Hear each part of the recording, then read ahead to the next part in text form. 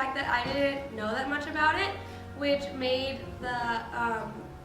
human trafficking even that much more real to me. The fact that like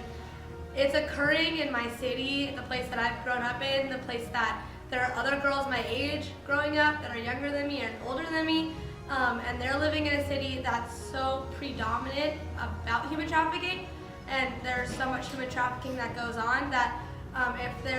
I just want myself to be more educated about the cause so that I know how to protect myself and then also be able to protect future generations from that much more harm and like different things that can affect the future of their life. I think my favorite thing we did this year was the PATH bike ride, which stands for Pedal Against Trafficking Humans. And I think human trafficking is still occurring today because it's honestly just more convenient for privileged people who have the resources to make it continue and to perpetuate this multi-billion-dollar illegal industry. And also, so many people don't know about human trafficking and about what contributes to the products that they use. My favorite thing that we did this year was selling our tattoos with the hashtag I'm Not For Sale label on them. I thought this was a really creative idea, and it was great that we got to integrate this issue into our school community by raising funds as well as raising awareness about the issue. So one of my favorite things this year was watching the Long Night documentary in our scriptures classes,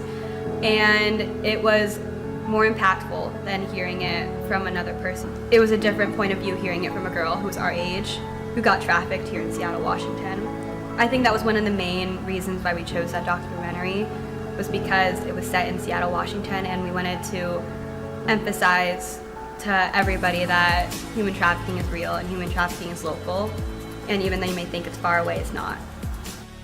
Going to Olympia this year was one of the most impactful events that took place for me as a member of SJC. I never really realized that government plays such a huge role as well, and us as citizens, we can be involved in that legislation. So talking about bills that regard youth, children who are between the ages of 18 to 21, and if they don't get care in Washington State and they can't access the federal court or try their trials, they don't have really any rights, and we need to work as citizens to bridge this gap. Sometimes politics can seem really distant, especially as a teenager who can't even vote, but making a difference in your community is just as easy as going with your friends to your state capitol and talking to other people about what you're passionate about and what you see as problems in your community that you want to fix.